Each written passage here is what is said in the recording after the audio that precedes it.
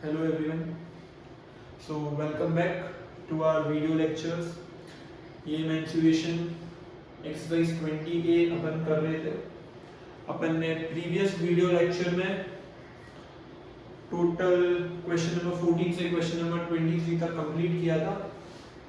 So in this video lecture we are going to do that remaining 4 sums. वो 4 questions अपन ने बाकी रखे थे, question number 11, 12, 13 and 16. So let's complete those 4 sums in this video lecture. So starting with question number 11. The radius of a solid right circular cylinder decreases by 20% and its height increases by 110%. Find the percentage change in its volume and curved surface area. ध्यान से सुनना, question क्या बोल रहा है आपको. Question number 11. Sir एक cylinder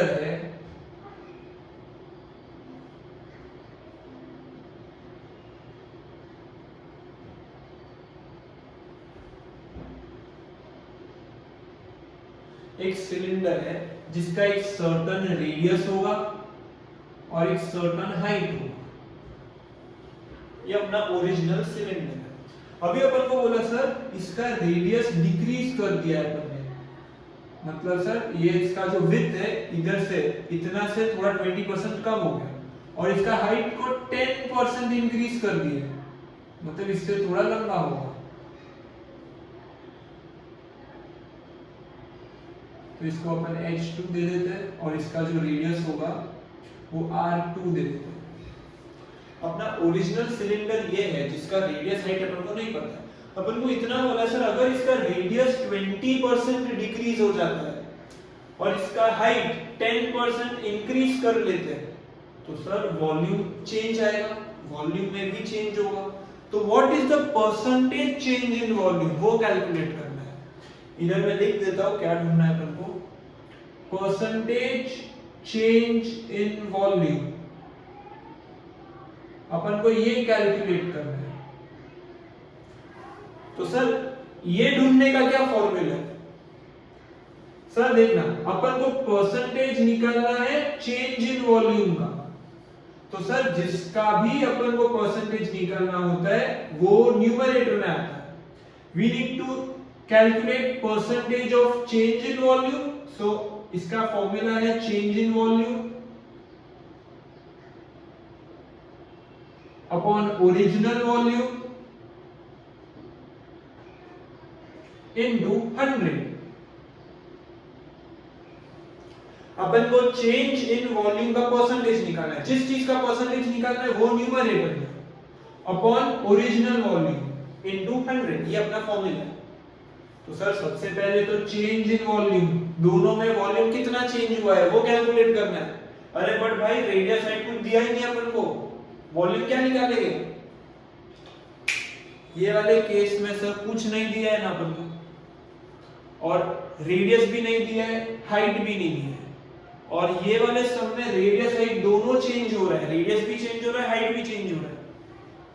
तो अपन अज्यूम कर लेते हैं कि sir because it is case of percentage change तो अपन x नहीं लेंगे, अपन 100 लेंगे. Let radius be 100 and height be also 100.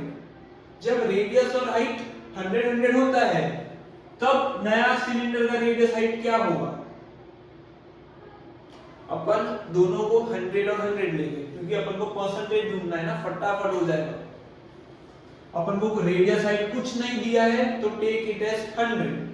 Let radius be 100, height भी 100. तो सर जब रेडियस और हाइट दोनों अपन 100 लेते हैं तब सिलेंडर का क्या वॉल्यूम है वो कैलकुलेट करते हैं. तब सिलेंडर का क्या वॉल्यूम है पाई आर स्क्वायर एच.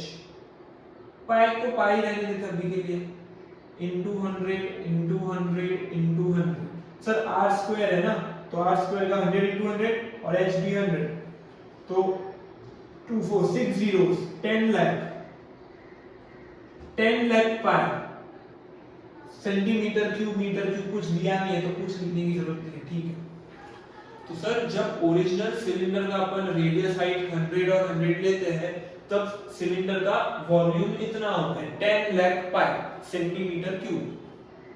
अभी सर अपन को बोला है इसका रेडियस और हाइट दोनों चेंज हो गए, रेडियस 20% डिक्रीज हो गया है, रेडियस डिक्रीजेस बाय 20%। यस, तो सर पहले 100 था, अभी रेडियस 80 हो गया है, हाइट 100 है, हाइट 10% बढ़ गया है, मतलब अभी नया हाइट 110। तो सर रेडियस और हाइट चेंज हो गया, तो अब इसका वॉल्यूम क्या आएगा, तो कैलकुलेट करते हैं। Pi r square h pi 80 into 80 into 110, तो 8 इंटू 8 64, 64 इंटू 11 64, 640, 4 10 704 और 1 2 3 3 0, तो 7,04,000 पाई।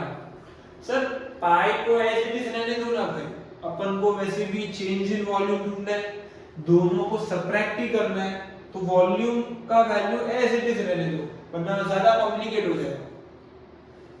ओरिजिनल वॉल्यूम 10 लाख पाई है और जब रेडियस हाइट चेंज हो जाता है तो 10 लाख से सर 7,04,000 पे आ गया वॉल्यूम, मतलब डिक्रीज हुआ है, इंक्रीज डिक्रीज नहीं पूछा है, कितना चेंज हुआ वो पूछा है। तो सर 10 लाख से 7,04,000, तो कितना चेंज हुआ दोनों को सबट्रैक्ट करें। Change in volume 10 lakh minus 7,04,000 पाई दोनों तरफ, मतलब कि 2,96,000 पाई। सर इतना वॉल्यूम का चेंज हुआ है, रेडियस का थोड़ा सा बदल दिया मैंने, रेडियस को 20% कम किया, हाइट को 10% इंक्रीज किया, तो 2,96,000 पाई, उतने का चेंज आया वॉल्यूम में।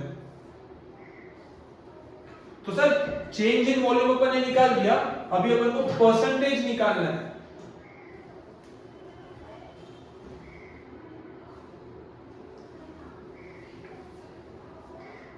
चेंज इन वॉल्यूम अपन ने निकाल दिया है, अभी अपन को सर इसका परसेंटेज निकालना है। तो what is percentage change in volume, it is equal to change in volume upon original volume into 100। तो सर इसका आंसर है 2,96,000 pi upon original volume. Sir original का 10 लाख था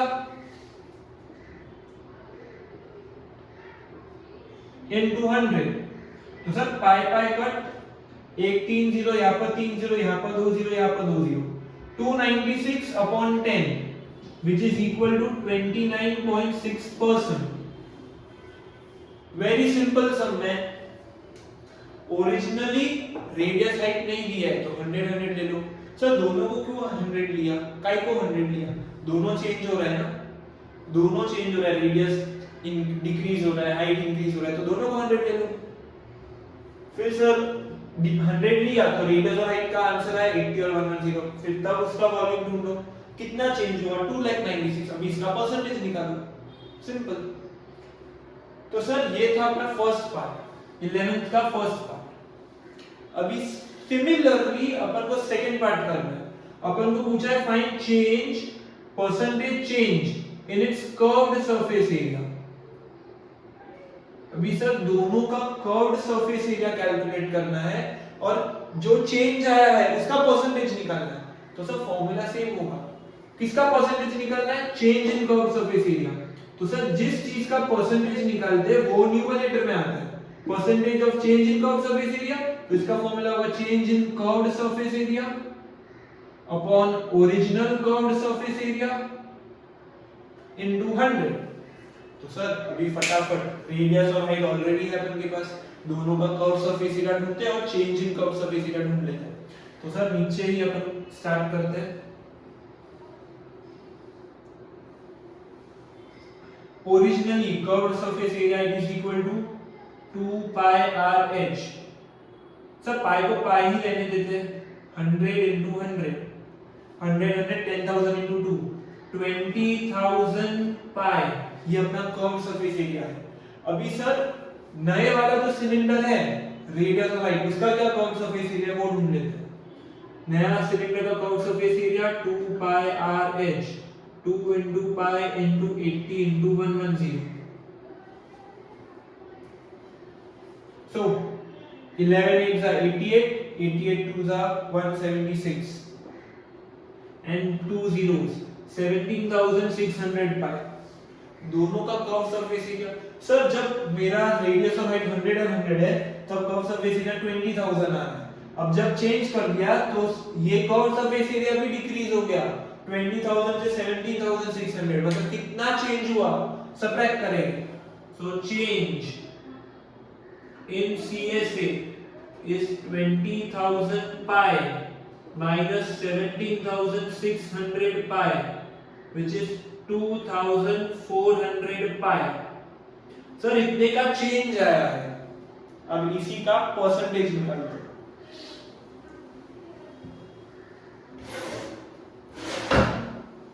तो सर अब इसी का परसेंटेज निकाल दो.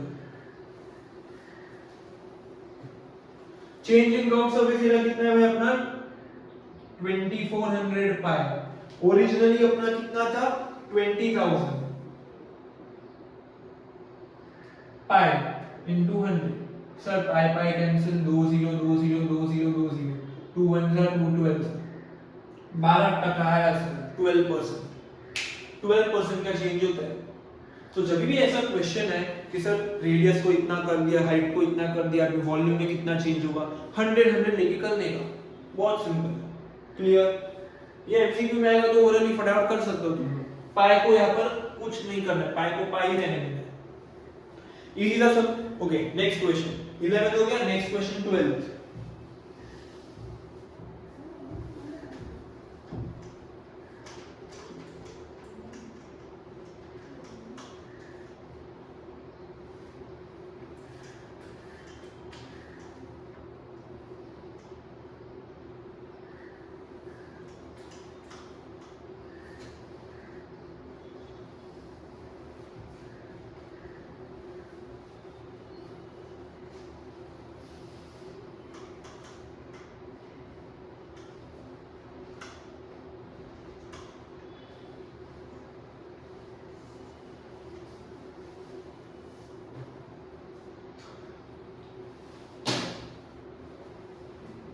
Next 12th sum. भाई लोग ये बहुत इंपॉर्टेंट है ध्यान देना. Find the minimum length in centimetre and correct to nearest whole number. So इसको अंडरलाइन करना. लेंथ ढूंढना है in centimetre and nearest whole number इसको अंडरलाइन करना of thin metal sheet required to make a hollow and closed cylindrical box of diameter 20 centimeter and height 35 centimeter. Given that width of the metal sheet is 1 meter. Also find the cost at rate 56 per meter. Also find the area of metal sheet required if 10% of it is wasted in cutting overlapping etc. तो sir ये वाले question में there are total 3 सब questions. अपन पहला वाला कर रहे हैं find the width of the metal sheet. तो सर अपना ये क्वेश्चन क्या बोल रहा है. एक अपन के पास मेटल शीट है. ये मेटल शीट से अपन को एक सिलेंडर बनाना है.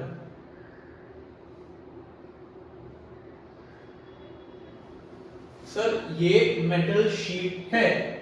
ये मेटल शीट को मोल्ड करके शेप देकर सिलेंडर बनाना है.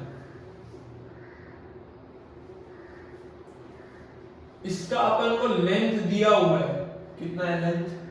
अच्छा लेंथ ढूंढना है. ब्रेथ 1 मीटर है. विड्थ 1 मीटर है. ब्रेथ दिया हुआ है. लेंथ ढूंढना है.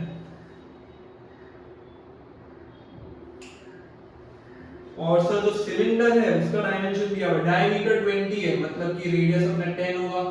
10 सेंटीमीटर. Height 35 centimetre.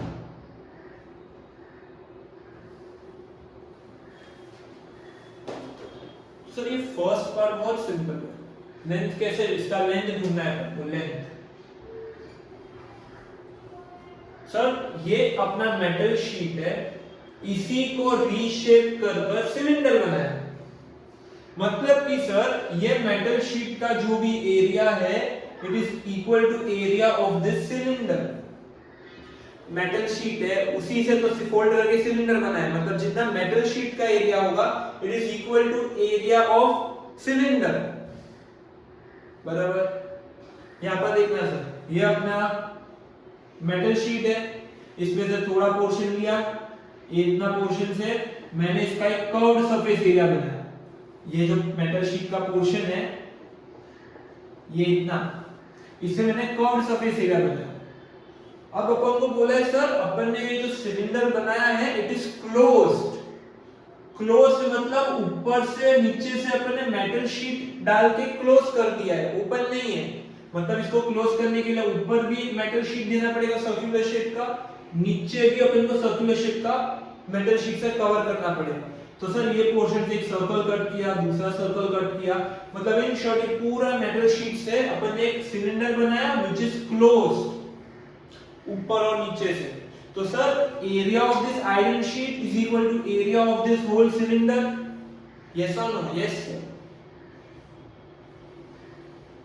तो सर अपना फॉर्मूला तो अपन को पता है, एरिया ऑफ आयरन शीट।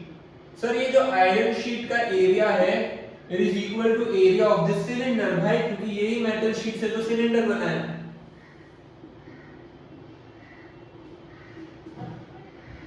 अब सर सिलेंडर का अपन क्या लेंगे, क्लोज्ड है ये, तो एरिया में तो दो आते हैं सर, एक कर्व्ड सरफेस एरिया आता है, एक टोटल सरफेस एरिया आता है।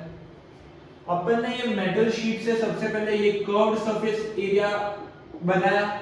अब ऊपर से क्योंकि क्लोज्ड है तो अपन ने ये वाला सर्कल भी लिया, मतलब एरिया ऑफ टू सर्कल भी काउंट होगा। मतलब कि सर अपन टोटल सरफेस एरिया लेंगे क्योंकि अपन ने सिलेंडर के सब सरफेसेस पे मेटल शीट लगाया है, कर्व्ड सरफेस पे भी मेटल शीट है, ऊपर नीचे भी मेटल शीट है।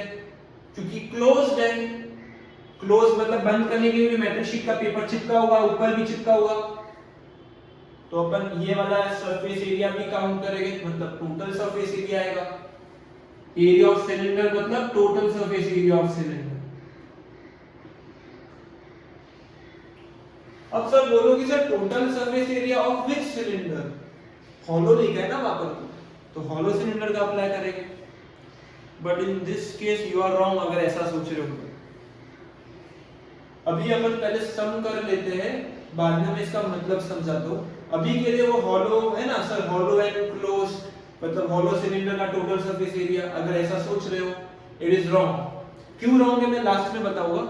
अभी के लिए वो हॉलो को इग्नोर करो या कैंसिल कर दो, वो मिसलीडिंग वर्ड है, इट इज मिसलीडिंग। पहले सम कर लेते हैं। अभी के लिए सर ये सॉलिड सिलेंडर की बात हो रही है, हॉलो तो ऐसे टाइम पास कंफ्यूज करने के लिए है, मैं बताऊंगा क्यों। तो sir total surface area of solid cylinder मतलब मेटल शीट का जो भी एरिया होगा it is equal to total surface area of this whole cylinder. तो sir total surface area of cylinder क्या आता है भाई, अपना formula 2 pi r h plus r। अब इसको सॉल्व करेंगे।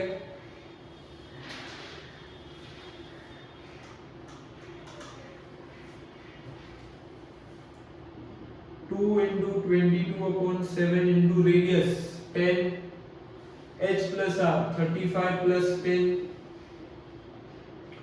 44/7 इंटू 10 इंटू 45। तो सर ये अपना एरिया आया, एरिया ऑफ सिलेंडर। अब इसको आगे सॉल्व नहीं करते, अभी अपन को एरिया ऑफ आयरन शीट मिल गया सर, ये अपना एरिया ऑफ आयरन शीट है। अब सर आयरन शीट का एरिया नहीं ढूंढना है अपन को एरिया सॉरी आयरन शीट का अपन को लेंथ ढूंढना है। मतलब एरिया ऑफ आयरन शीट को भी ब्रेक करेंगे नीचे, area is length into breadth iron sheet के लिए, जिसका ब्रेथ अपन को दिया हुआ है, नीचे डिवाइड करेंगे तो लेंथ मिलेगा, सिंपल। बट सर ध्यान रखना ये अपना ब्रेथ भाई मीटर में है, तो इसको सेंटीमीटर में कन्वर्ट करेंगे 100 सेंटीमीटर, सब सेंटीमीटर में वैल्यूज है। तो length into 100 centimetre 44/7 into 10 into 45 44/7 into 10 into 45 upon 100। 1 0 cut, कुछ कट हो रहा है, 5 9 5 2 22 22 इंटू 9 198/7 सेंटीमीटर। ये भाई अपन को लेंथ आया, इसको डेसिमल में कर लेते हैं। 2 14 5 58, तो 8 56.220, so 2 1468, तो 28.2 आएगा समथिंग डेसिमल में। बट सर अपन को मैंने अंडरलाइन करवाया था लेंथ अपन को सेंटीमीटर में चाहिए और नियरेस्ट होल नंबर मतलब डेसिमल में नहीं चाहिए सर। 28.2 का नियरेस्ट होल नंबर क्या होता है 28, तो 28 सेंटीमीटर सर। उनको होल नंबर में चाहिए तो डेसिमल में काहे को लिखने का भाई, होल नंबर में लिखेंगे। तो अपना लेंथ का जो आंसर है वो 28 सेंटीमीटर।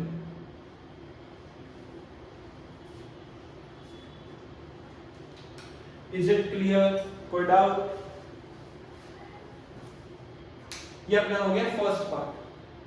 आयरन शीट है भाई अपना आयरन शीट, इसी से अपने एक सिलेंडर बनाया, रेडियस और हाइट जो गिवन है वो मेजरमेंट का एक बड़ा सिलेंडर बनाया। तो सर जो इसका अपना एरिया होगा उतना ही एरिया सिलेंडर का होगा। तो सर जितना आयरन शीट का एरिया होगा उतना ही एरिया इस सिलेंडर का होगा। तो सर सिलेंडर का एरिया ढूंढा, एरिया ऑफ आयरन शीट अपन को मिल गया। अब आयरन शीट का एरिया में भी ब्रेथ है अपन के पास, नीचे डिवाइड करेंगे तो आयरन शीट का लेंथ मिलेगा। ये अपना फर्स्ट पार्ट था। सेकेंड पार्ट अपन को कॉस्ट ढूंढने है, कॉस्ट कि सर आयरन शीट को जब मैं खरीदने जाऊंगा तब क्या कॉस्ट आएगा, अपन को उधर दिया हुआ है। कॉस्ट कैलकुलेट करना है, रेट इज ₹56 पर मीटर। तो सर कॉस्ट का मैंने तुमको एक फॉर्मूला बोला हुआ है, क्या? Cost is equal to rate into quantity. 56 per metre into, sir अपन ने आयरन शीट खरीदने गए तो सामने वाले ने बोला कि भाई 56 रुपीस पर मीटर रेट है, तो कितना चाहिए? तो सर सबसे पहले ये 56 रुपीस है, वो रेट किस चीज का है? आयरन शीट का किस हिसाब से उसने 56 रुपीस बोला? 1 मीटर का, मतलब एरिया के हिसाब से बोला, वॉल्यूम के हिसाब से बोला, लेंथ, ब्रेथ, हाइट, पेरीमीटर, किस हिसाब से बोला? मतलब रेट को मैं किससे मल्टीप्लाई करूं? मैंने से एक ट्रिक बताया था, रेट का यूनिट देखने का, यूनिट क्या है यहाँ पर? मीटर है। मीटर स्क्वायर के लिए एरिया होता है, मीटर क्यूब वॉल्यूम के लिए होता है। मीटर ना तो एरिया आता है ना तो वॉल्यूम, क्या आता है भाई? लेंथ आता है, ब्रेथ आता है, हाइट आता है। अब ये तीनों में से भी क्या ले? तो सर ये अभी तुमको पता होना चाहिए, नहीं पता है तो अभी सीख लेना। जब भी तुम मार्केट में जाते हो, तुम कपड़ा खरीदने गए होगे, तो तुमको जो कपड़ा है ना वो तुमको लेंथ के हिसाब से तुमको रेट बोलते हैं। भाई 1 मीटर कपड़ा है, इसका कॉस्ट 40 रुपीस है, रेट 40 रुपीस है। 1 मीटर कपड़ा का लेंथ 40 रुपीस है, तुमको 5 मीटर कपड़ा चाहिए तो 40 × 5, मतलब कि क्लॉथ जो है वो लेंथ के ऊपर बिकता है ना कि उसके एरिया पे। तो सिमिलरली अपना जो आयरन शीट है वो कितना लंबा अपन ने आयरन शीट बाय किया है उस हिसाब से लेंथ के ऊपर अपन को रेट देते हैं, क्योंकि इधर स्क्वायर नहीं है, एरिया नहीं होगा, क्यूब नहीं है, वॉल्यूम नहीं होगा, मीटर है तो सर लेंथ आएगा। क्लियर? तो ये याद रखना है sir, iron sheet, carpet, cloth जो भी है वगैरह वगैरह सब अपन लेंथ के हिसाब से अपन कैलकुलेट करते हैं। तो सर 56 रुपीस 1 मीटर लेंथ का कॉस्ट है, रेट है, पर मेरे को कितना लेंथ आया? 28 सेंटीमीटर। यहाँ पर गड़बड़ हो गया भाई, मेरे को 1 मीटर का 56 रुपीस बोला है, मेरे को 1 मीटर नहीं 28 सेंटीमीटर चाहिए, तो उसका क्या कॉस्ट होगा? सब कन्वर्ट कर लो। ये अपना कितना था? 56 मीटर था ना, सेंटीमीटर को मीटर में कन्वर्ट कर दो, डिवाइड बाय 100 करेंगे तो मीटर आ जाएगा। बस अभी सॉल्व करो, तो 56 × 28/100 कितना आता है भाई? मल्टीप्लाई करो, 56 × 20, 48 40 44 12 10 11 8 6 5 15.68, नीचे 2 जीरो है इसलिए डेसिमल डाल दिया, 15.68 रुपीस देखो इतना खर्चा लगेगा ये आयरन शीट खरीदने के लिए। इतना समझ आया सर? आयरन शीट एरिया पे नहीं लेंथ पे होता है। अगर इधर मीटर स्क्वायर दिया होता तो अपन एरिया ले लेते, एरिया तो है अपन के पास। तो ये सेकंड पार्ट था। तो फर्स्ट पार्ट सर क्या था? Area of iron sheet is equal to total surface area of cylinder. क्यों सर? वो आयरन शीट से अपने पूरा सरफेस बनाया है विथ इंक्लूडिंग टू सर्कल्स, तो इसलिए टोटल सरफेस एरिया। अगर ओपन होता तो ये दोनों सर्कल्स नहीं लेते अपन, सिर्फ कर्व्ड सरफेस एरिया लेते, जैसा क्वेश्चन में बोला है। यहाँ पर कॉस्ट दिया है, कॉस्ट ढूंढना है, रेट दिया है, लेंथ का रेट दिया है तो लेंथ से मल्टीप्लाई करेंगे, रेट इनटू लेंथ, तो कॉस्ट मिलेगा। ओके, अब सर इस बेसिक चलता है, इसमें कोई डिफिकल्ट लगना नहीं चाहिए। अब third part makes it very different. So reading this third part, find the area of the metal sheet required if 10% of it is wasted in cutting, overlapping, etc. तो इसको इरेज कर देता हूं मैं।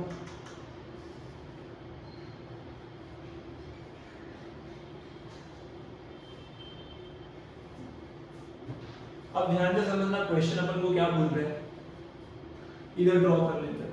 सर ये अपना आयरन शीट है, ये आयरन शीट से मेरे को एक सिलेंडर बनाना है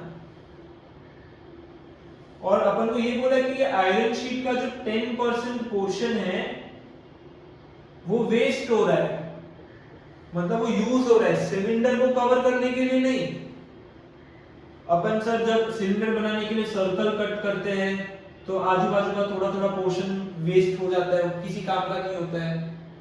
फिर अपन को किधर किधर सर अपन जब चिपकाते हैं तो किधर गैप हो जाता है, तो वापस ओवरलैप करने के लिए पेपर चाहिए, आयरन शीट चाहिए, तो वो सब करने में अपन का 10% ऑफ आयरन शीट तो वेस्ट हो जाता है। अब ऐसा तो है नहीं भाई, रेक्टेंगुलर शेप ऐसे का ऐसा बना के सिलेंडर पे लगा दिया, सर्कल में को कट करना होगा तो उसमें थोड़ा बहुत वेस्ट जाएगा। तो अपन को जितना रिक्वायर है आयरन शीट का उससे थोड़ा ज्यादा हमेशा खरीदने का होता है, ताकि कुछ वेस्ट हो जाए तो अपन के पास आयरन शीट वो लगाने के लिए। एग्जैक्ट अपन कभी भी आयरन शीट नहीं खरीदते, अगर अपन को चिपकाना होता है थोड़ा एक्स्ट्रा खरीदते हैं, तो अपन को वही बोलना है कि भाई 10% एक्स्ट्रा अपन को चाहिए। 10% of that iron sheet is wasted in cutting, overlapping, etc. तो मतलब कि सर बाकी का आयरन शीट का ये जो 90% रीजन है,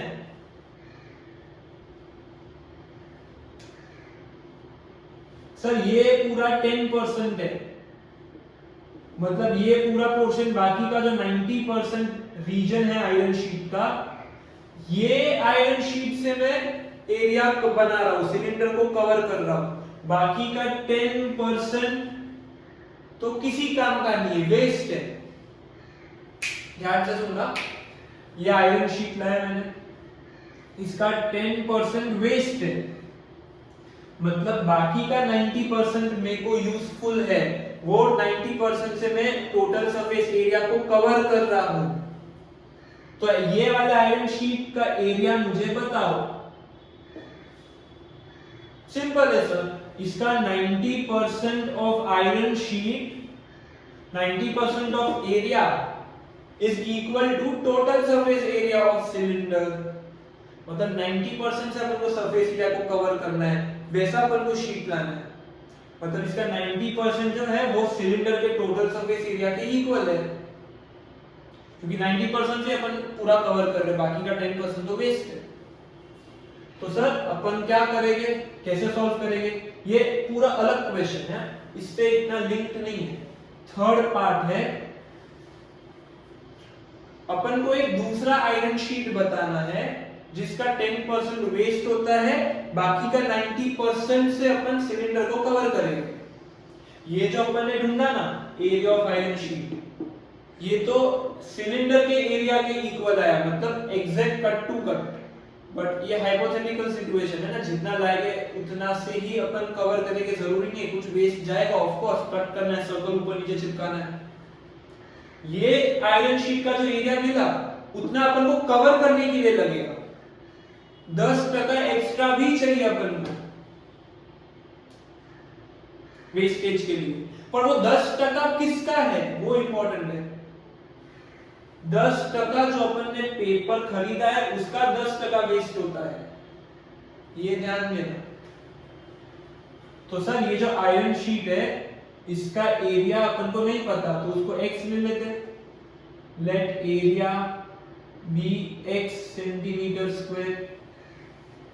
सर अब ये जो एरिया है इसका जो 90% है, 90% of this area, it should be equal to total surface area of cylinder, है ना भाई। इसका 90% से मेरे को कवर करना है तो वो कवर होना चाहिए, वैसा ही आयरन शीट मेरे को परचेज करना है। 10% वेस्ट है तो 90% से कवर ही होना चाहिए, तो 90% of this area should be equal to total surface area of cylinder. ऐसा मुझे x का वैल्यू बताओ, तो इसको सॉल्व करेंगे।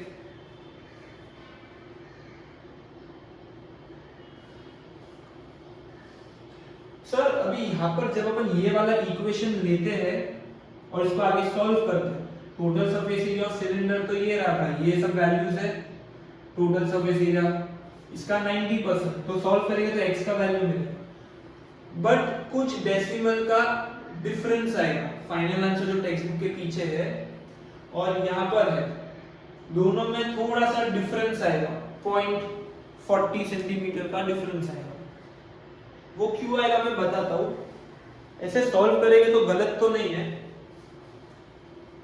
अब देखना सर, इसको सॉल्व करोगे तुमको आ जाएगा आंसर, बट डिफरेंस क्यों आ रहा है वो भी बता देता हूं। अपन को लेंथ कितना आया था, 28.2 समथिंग आया था, उसको अपन ने राउंड ऑफ करके 28 सेंटीमीटर लिए।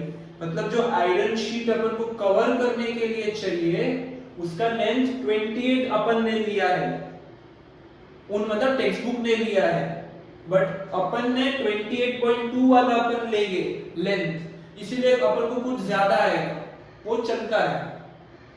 अपन ने राउंड ऑफ वाला वैल्यू राउंड ऑफ किया ना 28 सेंटीमीटर, अपन ने ये वाला लेंथ अपन यूज नहीं कर रहे, अपन 28.2 ये वाला यूज कर रहे हैं, तो अपन को थोड़ा ज्यादा आएगा, चलेगा थोड़ा सा ज्यादा आएगा, ठीक है। Let's start. मतलब सर ये पूरे मेटल शीट का 90% should be equal to total surface area of cylinder, मतलब 90 x upon 100 is equal to total surface area of cylinder। क्या आया भाई अपना ये आया, यही है total surface area of cylinder. इतना सॉल्व करके तो डायरेक्ट ये वैल्यू लिख देते हैं, 44 upon 7 into 10 into 45, x is equal to 44 into 10 into 45 into 100 upon 90, 10 1 जा 5 जा। सो सर इसको डिवाइड कर दे, 22,000 डिवाइडेड बाय 7, तो 7 3 जा 21, 1 0 1 जा 7, 3 30 4 जा 28, 2 0 2 जा 14, 6.08, 56 4 45, 3142.85 सेंटीमीटर स्क्वायर, ये अपना आंसर है। समझ आया सर। ये थर्ड पार्ट इंपॉर्टेंट है। आयरन शीट ऐसा बताना है जिसका 10% वेस्ट हो रहा है, मतलब बाकी का 90% से अपन सिलेंडर को कवर कर रहे हैं, मतलब 90% of this iron sheet should be equal to total surface area of cylinder. Solve, तो अपन को आंसर आ जाएगा। Okay, next sum 13th। ये वाले सम में मैंने बताया था कि कुछ आंसर में डिफरेंस होगा, क्योंकि उन्होंने राउंड ऑफ वाला वैल्यू लिया है, मतलब ये वाला लेंथ लिया है 28 और ब्रेड्थ है 100, तो एरिया ऑफ आयरन शीट कितना होता है 2800, तो 2800 का 90% निकाला है, और अपन ने 2800 से कुछ ज्यादा क्योंकि 28.2 लिया है। जब total surface area of cylinder निकालते हैं तब अपन को लेंथ का वैल्यू 28.2 आता है, मतलब आयरन शीट का अपन ने लेंथ 28.2 लेके सॉल्व किया है, इसलिए अपन को कुछ ज्यादा डिफरेंस होगा, वो फर्क नहीं पड़ता, चलता है। जिसको नहीं समझ आया कोई प्रॉब्लम नहीं, this is the right answer. आगे बढ़ते हैं। Question number 13।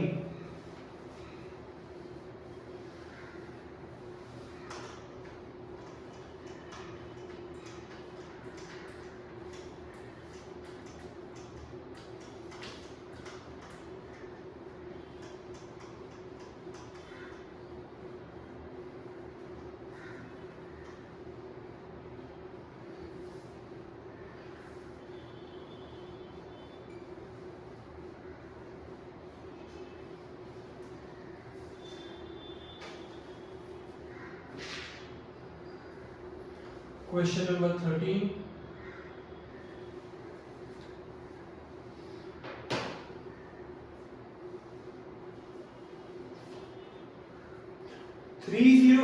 centimeter cube of water is required to fill a cylindrical vessel. तो सर एक cylindrical vessel बना लेते हैं.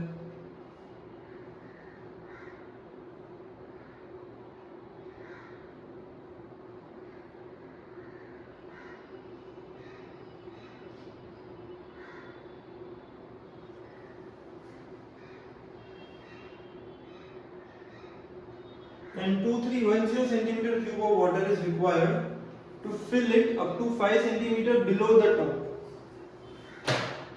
अपन को बोला है सर ये वेसल है, इसके टॉप तक जो पानी अपन भर रहे हैं वो पूरे जो पानी है उसका वॉल्यूम अपन को दिया हुआ है 3080 सेंटीमीटर क्यूब.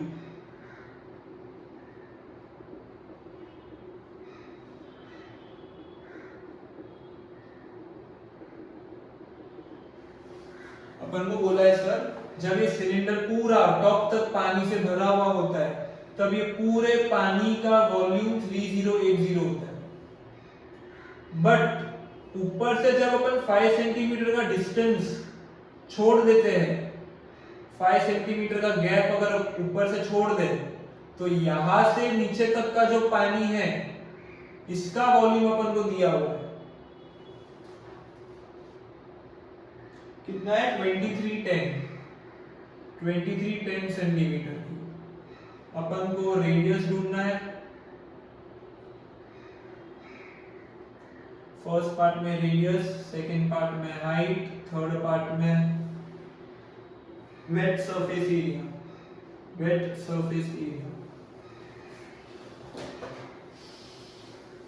तो यहां पर वापस से समझना क्या बोला है क्वेश्चन. ये एक सिलिंड्रिकल वेसल है, पूरा पानी ऊपर से लेकर नीचे तक ये पूरे पानी का वॉल्यूम इतना है और ऊपर से 5 सेंटीमीटर का अगर गैप छोड़ते हैं अपन तो जो ये नीचे यहां से लेकर यहां तक का जो पानी है इसका वॉल्यूम 2310 सेंटीमीटर क्यूब है. ये दो चीज दिया हुआ है. अभी अपन को बताना है ये सिलेंडर का क्या रेडियस है. यहां से लेकर यहां तक रेडियस होता है और ये पूरा हाइट होता है. मुझे सिलेंडर का हाइट बताना है और सिलेंडर का रेडियस बताना है. तो सर सबसे पहले रेडियस पूछा है, कौन सा फॉर्मूला अप्लाई करेंगे. सर वॉल्यूम दी है तो वॉल्यूम का फॉर्मूला अप्लाई करते हैं. गौर करना है यहाँ पर वॉल्यूम का फॉर्मूला है पाई आर स्क्वायर एच. मैंने पहले भी बताया है. अगर सर इसमें वॉल्यूम है, रेडियस है, हाइट है, तीन में से एक मिसिंग वैल्यू होगा और बाकी के जो दो है वो अपन को पता होना चाहिए उसका क्या वैल्यू है. अगर अपन को रेडियस ढूंढना है तो अपन को वॉल्यूम पता होना चाहिए और हाइट पता होना चाहिए. बराबर. अगर मैं सर वॉल्यूम 3080 लेता हूं, मतलब सर ये 3080 ये पूरे पानी का है तो इसका क्या हाइट मेरे को मालूम है, ये पूरे पानी का नहीं, वो भी तो ढूंढना है मुझे. सर हाँ एक और वॉल्यूम दिया है ना, ये वाले पानी का भी वॉल्यूम दिया है तो सर क्या ये वाले पानी का हाइट दिया हुआ है. नहीं. तो सर कौन सा, दोनों में से कोई वॉल्यूम नहीं ले सकते. अरे बट देखो सर हाइट 5 सेंटीमीटर ये वाले पानी का दिया हुआ है. ये जो पानी है 5 सेंटीमीटर यहां से लेकर यहां तक ये पूरे पानी का हाइट दिया है 5 सेंटीमीटर. यस. तो सर अगर ये पानी का मेरे को हाइट दिया हुआ है और अगर ये पानी का मैं वॉल्यूम कैलकुलेट करूं तो मेरे को वॉल्यूम है मेरे पास, वही वॉल्यूम ऑफ वाटर का मेरे पास हाइट है 5 सेंटीमीटर, पाई का वैल्यू है तो रेडियस मिल जाएगा. समझ आ रहा है. इन शॉर्ट सर जिस पानी का अपन हाइट लेते हैं वही पानी का वॉल्यूम अपन को डालना है फॉर्मूला में. ऐसा नहीं कि सर मैंने वॉल्यूम ये पानी का डाल दिया और हाइट 5 सेंटीमीटर डाल दिया. उल्टा कुछ भी मन चाहे ऐसा नहीं कर सकते अपन. ये वाला जो इतना पानी है इसका हाइट 5 है तो इसका वॉल्यूम कैलकुलेट करो. अरे सिंपल है सर, इसका पूरा वैल्यू 3080 है, उसमें से 2310 माइनस करो तो ऊपर वाले का वॉल्यूम मिलेगा. इसका एक बार वॉल्यूम मिल गया, इसका हाइट 5 है तो इसका यहां से लेकर यहां तक रेडियस मिलेगा, यहां से लेकर यहां तक रेडियस मिलेगा. और सिलेंडर का ऊपर से लेकर नीचे तक रेडियस सेम नहीं होता है, तो बस हो गया। तो अपन को दोनों इसका वॉल्यूम और इसका वॉल्यूम सबट्रैक्ट करेंगे तो ऊपर वाले पानी का वॉल्यूम आएगा। क्यों उसका वॉल्यूम ढूंढना है मैंने बताया, क्योंकि इसका हाइट दिया हुआ है 5। तो let's start.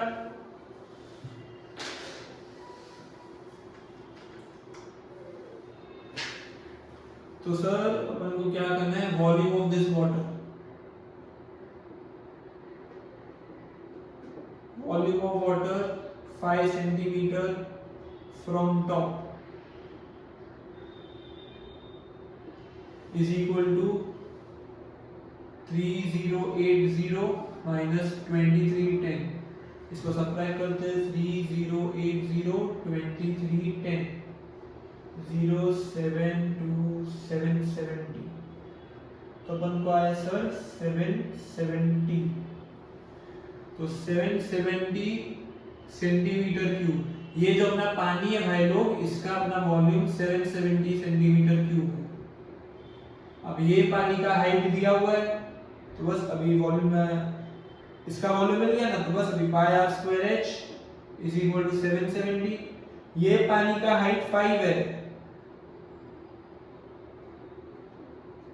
Is equal to 770। बस सॉल्व करो, मिल जाएगा आगे। 770 into 7 upon 22 into 5 7 11 7s are 11 2s are 35 5 1s are 7 49 7 और 7 मल्टीप्लाई करेंगे 49। तो r का वैल्यू 7 सेंटीमीटर। मतलब ये पानी का रेडियस 7 है, मतलब सिलेंडर का रेडियस भी 7 है। तो फर्स्ट पार्ट हो गया डन। नेक्स्ट, अभी सर अपन को हाइट ढूंढना है सिलेंडर का, सिलेंडर का हाइट ढूंढना है। तो सर ये पूरे सिलेंडर का वॉल्यूम कितना है, 3080। मतलब कि सर सिलेंडर में पूरा पानी का वॉल्यूम 3080 है, मतलब सिलेंडर का वॉल्यूम भी 3080 है। वॉल्यूम क्या होता है, स्पेस, कितना स्पेस है अंदर। अगर ये पूरे सिलेंडर के अंदर 3000 यूनिट्स ऑफ वाटर फिट होता है, मतलब सिलेंडर का वॉल्यूम 3000 यूनिट्स है। ये पूरे पानी ऊपर से लेकर नीचे तक 3080 है, मतलब सिलेंडर का वॉल्यूम भी 3080 है। ये तो लॉजिक समझ आता है ना। नेक्स्ट सर, पूरे सिलेंडर का अपन को हाइट ढूंढना है ना, तो पूरे सिलेंडर का वॉल्यूम लेंगे अपन। फॉर सॉलिड सिलेंडर, देखना भाई, फॉर सॉलिड सिलेंडर इसका वॉल्यूम, पूरे सॉलिड सिलेंडर का वॉल्यूम 3080 होगा, जितना ये पूरे पानी का वॉल्यूम होगा 3080 सेंटीमीटर क्यूब। अब सॉलिड सिलेंडर का रेडियस फर्स्ट पार्ट में ढूंढ लिया है 7 सेंटीमीटर। बस अभी हाइट कैलकुलेट करना है फॉर्मूला से। Volume is pi r square h, 3080 is equal to 22/7 into 7 into 7 into h। 7 7 cut, 3080/22 into 7 is equal to h। तो 7 1s are 4s are 28 4s are 28 440 20। तो अपना हाइट का वैल्यू आया 20 सेंटीमीटर। तो अपन को ये वैल्यू भी मिल गया सर। रेडियस हो गया, हाइट हो गया। अब सर वेट सरफेस एरिया, अरे भाई ये अपने किया हुआ है सर। अपन को वेट सरफेस एरिया बताना है, मतलब सरफेस एरिया बताओ जो गीला है, जो गीला है सर। पानी ऊपर तक भरा हुआ है, मतलब पूरा कर्व्ड सरफेस एरिया गीला होगा, मतलब ये सिलेंडर का कर्व्ड सरफेस एरिया लेंगे सर। बेस भी गीला होगा, मतलब एरिया ऑफ दिस सर्कल लेंगे ऊपर से, तो ये वाला सर्कल तो लेंगे नहीं, बराबर। तो सर इधर तक पानी भरा हुआ है, तो ये पूरा curved surface area plus area of base, ये सर्कल है, तो पाई आर स्क्वायर और कर्व्ड सरफेस एरिया दोनों को ऐड करेंगे तो वेट सरफेस एरिया मिलेगा। ये दोनों सरफेस ही तो गीले हैं, तो it is equal to curved surface area plus base area, तो is equal to 2 pi r h plus pi r square. Pi r common, 2h plus r, 22/7 into 7 2 into height आया अपन को 20 प्लस रेडियस आया अपन को 7 7 7 cut 22 40 plus 7 22 into 47 47 into 22 48 90 94 4 13 10 1034 centimetre square इतना surface weight है ये सिलेंडर का। I hope this was very easy sir. ठीक है, नेक्स्ट सम पे जाते हैं। Last sum of this exercise, question number 16। 14 हो गया अपना, 15 हो गया है, 16 सर। भाई ये भी बहुत इंपॉर्टेंट है, समझने लायक सम है, इसलिए मैंने एक्सरसाइज के लास्ट में करा रहा हूं मैं।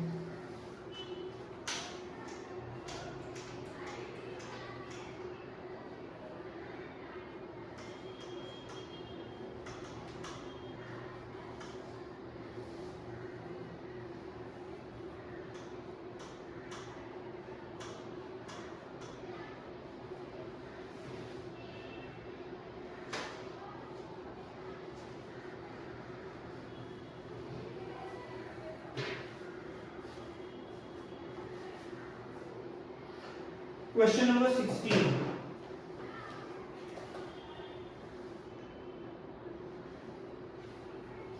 A circular tank of diameter 2 meter is dug and the earth removed is spread uniformly around the tank to form an embankment 2 meter in width and 1.6 meter in height.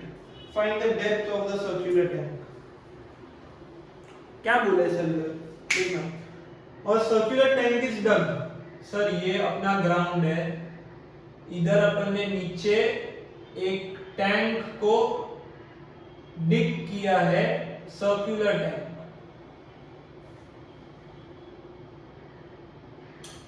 2 metre in diameter, मतलब sir इसका radius 1 metre होगा, diameter 2 metre. और sir यहां से जो मुझे soil मिला उसको मैंने एक एम्बैंकमेंट बनाया अराउंड टैंक, जिसका विड्थ 2 मीटर है और हाइट 1.6 मीटर है। Find the depth of the circular tank. Okay, तो सर एम्बैंकमेंट क्या होता है? सर एम्बैंकमेंट का डायग्राम देखो ऐसे बनता है। एम्बैंकमेंट है,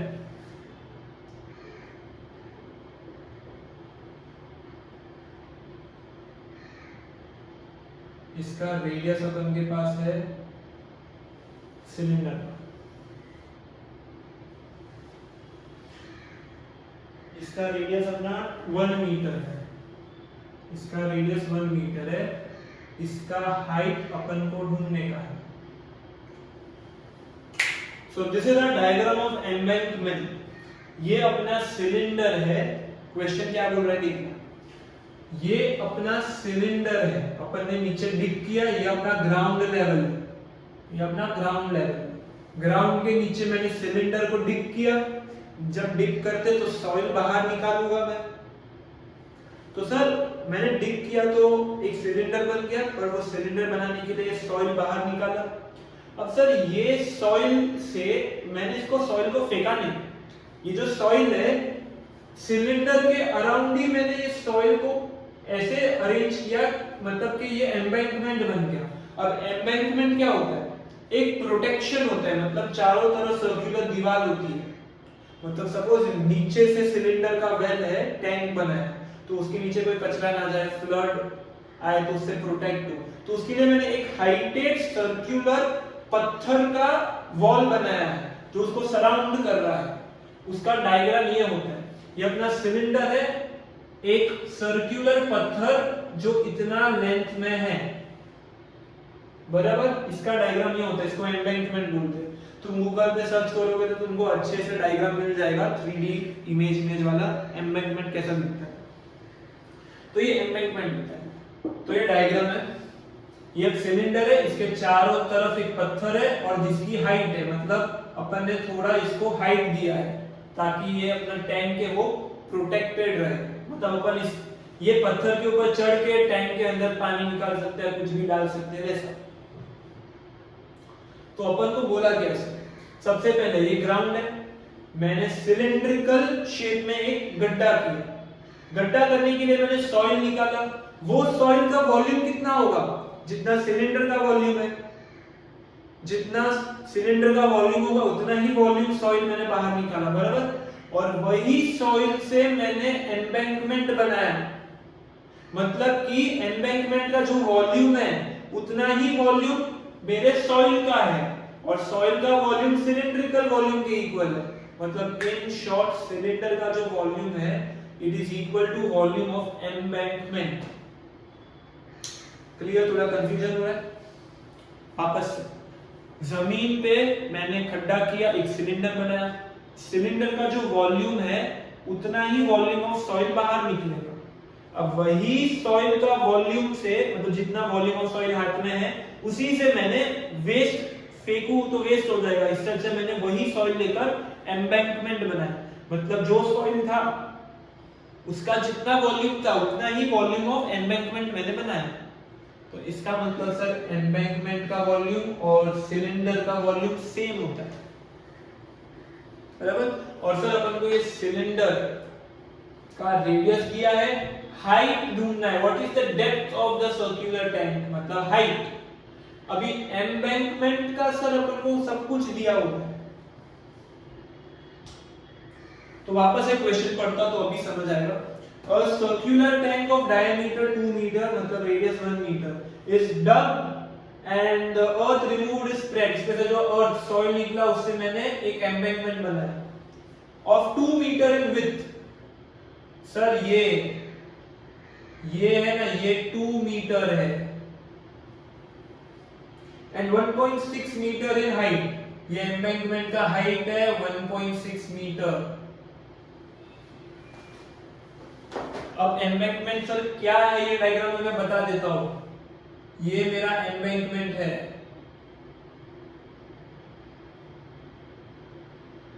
जो रेड पेन से मार्क किया है मैंने, ये पूरा एम्बैंकमेंट है भाई। ये सिलेंडर है, सिलेंडर की चारों तरफ मैंने एक पत्थर बिछाया है जिसका हाइट है। अभी समझ आया सर? ये जो रिंग शेप्ड रीजन है, ये रिंग शेप्ड रीजन, ये 2 मीटर इसका विड्थ है और ये इसका हाइट 1.6 मीटर है। तो सर अपन का फॉर्मूला कौन सा यूज करेंगे अपन? Volume of this cylinder is equal to volume of this embankment. अभी समझाया था मैंने, volume of cylinder is equal to volume of embankment. तो सर इसका तो पाई आर स्क्वायर एच होता है। अब सर एम्बैंकमेंट का अपन कैसे निकालें? इसका तो सर सिलिंड्रिकल फॉर्म में भी नहीं है, ना एरिया है, सॉरी ना रेक्टेंगल है, ना स्क्वायर है, ना ट्रायंगल है, इसका वॉल्यूम का फॉर्मूला। सर वॉल्यूम का फॉर्मूला सिंपल होता है, एरिया इनटू हाइट। एम्बैंकमेंट का सर ऊपर से देखो, ये रिंग शेप्ड रीजन जो है वो अपना एम्बैंकमेंट है, ये अपना सिलेंडर है, ये काउंट मत करना। ये सिलेंडर का ऊपर का सर्कल है, नीचे का सर्कल है, आजू बाजू में ये जो रिंग शेप रीजन है ना, डोनट शेप का, ये एम्बैंकमेंट है, बराबर। तो सर अपन इस चीज का एरिया निकाल सकते हैं। ये एक बार रिंग शेप का मैंने एरिया निकाला, रिंग शेप का, और फिर उसको जब मैं हाइट से जो दिया हुआ है 1.6 उसको मल्टीप्लाई करूंगा तो वॉल्यूम मिलेगा। स्टार्टिंग में बताया था volume is area into height. जब अपन ये रिंग शेप रीजन का एरिया निकालते हैं और उसको उसी के हाइट से मल्टीप्लाई करते हैं तो पूरे का वॉल्यूम मिलेगा, बराबर। तो volume of embankment is area of ring shape region into height. इसका सिलेंडर का हाइट और एम्बैंकमेंट का हाइट अलग अलग है, पाई आर स्क्वायर। तो सर इसका 1 metre square into height. Sir ring shape region का एरिया कैसे निकालेंगे? तो सिंपल है ना सर, देखो मुझे ये रिंग शेप रीजन का एरिया निकालना है, तो बड़ा सर्कल का एरिया निकालो और छोटे सर्कल के एरिया को माइनस करो तो ये रिंग शेप रीजन मिलेगा। वैसे ही ये पूरे बड़े सर्कल का एरिया फाइंड करो, फिर छोटे सर्कल का एरिया को माइनस करो तो ये आजू बाजू का रिंग शेप रीजन मिलेगा, बराबर। तो सर बड़े सर्कल का एरिया होता है पाई आर स्क्वायर, मतलब बड़े सर्कल का पाई ग्रेटर आर स्क्वायर, इसको छोटे सर्कल से माइनस करो, स्मॉलर आर स्क्वायर। बड़े सर्कल को छोटे सर्कल से माइनस करेंगे तो रिंग शेप रीजन मिलेगा, है ना भाई? हाँ, बड़े सर्कल का एरिया पाई आर स्क्वायर, छोटे सर्कल का area pi r square, but दोनों सर्कल का रेडियस अलग अलग होगा। बड़े सर्कल का रेडियस कैपिटल आर, छोटे सर्कल का रेडियस स्मॉल आर। अब सर बड़े सर्कल का रेडियस क्या होगा? तो सर सिंपल है, ये छोटे सर्कल का रेडियस तो अपन को पता है ना 1 मीटर है, ये सिलेंडर का सर्कल ही तो है, ये 1 मीटर है, छोटा सर्कल का रेडियस 1 मीटर है, और तो ये बड़ा सर्कल का क्या होगा सर? ये 2 मीटर है ना, और ये 1 मीटर है, तो टोटल 3 मीटर होगा। बड़े सर्कल का रेडियस 3 मीटर होगा, इतना 1 मीटर है, यहां से लेकर यहां तक, और ये इधर से लेकर इधर तक 2 मीटर विड्थ दिया हुआ है, तो पूरा 3 मीटर होगा। मतलब बड़े सर्कल का रेडियस 3 मीटर है, छोटे सर्कल का रेडियस 1 मीटर है। दोनों सर्कल का एरिया ढूंढो, माइनस करो तो रिंग शेप का एरिया आएगा, फिर उसको हाइट से मल्टीप्लाई करेंगे तो वॉल्यूम ऑफ एम्बैंकमेंट मिलेगा। तो sir area of ring shape region pi greater r square minus pi smaller r square into height 1.6 metre. अब एक काम करते हैं ना सर, इधर से पाई कॉमन ले लेते हैं, 1 इनटू हाइट पाई कॉमन, तो r square minus r square into 1.6, इधर का पाई कट, तो इधर 1 इनटू h बचेगा। बड़ा r क्या है? 9, 3 है, 3 स्क्वायर माइनस छोटा r क्या है? 1 है, मतलब 9 minus 1 into 1.6, which is 8 into 1.6, the 16 8s are 128, 12.8 metre इसका हाइट है। हो गया सर, समझ आया? ये तो कोई नया समय एम्बैंकमेंट वाला, उसका एरिया वॉल्यूम कैसे निकालते हैं? Area of ring shape into height. Area of ring shape कैसे निकालते हैं अपन को पता है, बड़े सर्कल को माइनस करोगे छोटे सर्कल से तो रिंग शेप रीजन मिलेगा। अब दोनों का रेडियस कैसे निकाला? छोटे सर्कल का रेडियस तो 1 है, बड़े सर्कल का रेडियस सर ये 2 है और ये 1 है, तो टोटल 3 हो जाएगा। बस आगे सॉल्व करना है। तो अपन ने पूरा एक्सरसाइज कंप्लीट कर लिया है। Question number 11, 12, 13 and 16, these 4 are important। तो मिलते हैं next lecture with new exercise. Okay, thank you for watching.